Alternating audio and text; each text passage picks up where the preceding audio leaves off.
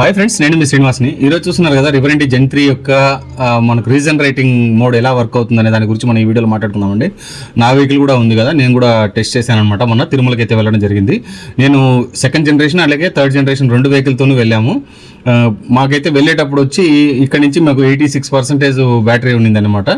ఇక్కడ నుంచి స్టార్ట్ చేసుకుని మేము తిరుమలకి వెళ్ళిపోయాం. అంటే షోరూమ్ దగ్గర నుంచి అక్కడికి వెళ్ళడానికి ఇంచుమించు మనకు ఒక 31 కిలోమీటర్లు పడిందండి. 31 కిలోమీటర్లు కానీ 36% మనకు ఛార్జింగ్ అయితే డిశ్చార్జ్ అయిందని చెప్పొచ్చు. అంటే నాకు అరౌండ్ 48% ఛార్జింగ్ బ్యాలెన్స్ అయితే ఉండింది పైకి వెళ్ళేటప్పటికి. పైన కొద్దిగా తిరిగాను, డౌన్ అయ్యేటప్పుడు నాకు 43 కిలోమీటర్స్ ఉండిందనమాట. 43 కిలోమీటర్స్ నుంచి నేను డౌన్ అవ్వడంతో నాకు మొత్తం అది వచ్చి బ్యాటరీ నాకు 43% అనేది డిశ్చార్జే కాలేదనమాట.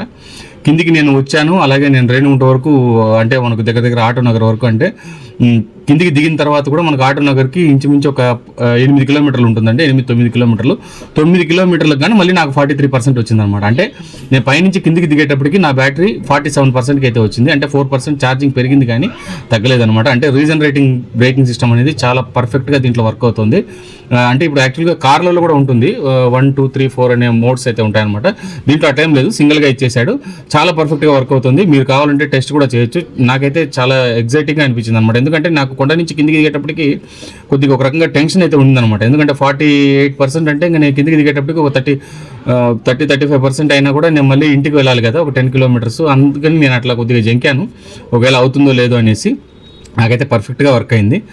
రీజన్ రేటింగ్ అయితే చాలా సూపర్గా వర్క్ అవుతుంది అనమాట. కాబట్టి మీరు కూడా ఈ వెహికల్ తీసుకుంటే కనుక రియల్గానే ఎక్స్పీరియన్స్ చేస్తారు. మీకు వీడియో నచ్చితే లైక్ చేయండి, షేర్ చేయండి, సబ్స్క్రైబ్ చేయండి. ఎందుకంటే నా ఎక్స్పీరియన్స్ మీకు తెలియజేస్తామని చెప్పి నేను ఈ వీడియో చేయడం అయితే జరిగిందనమాట.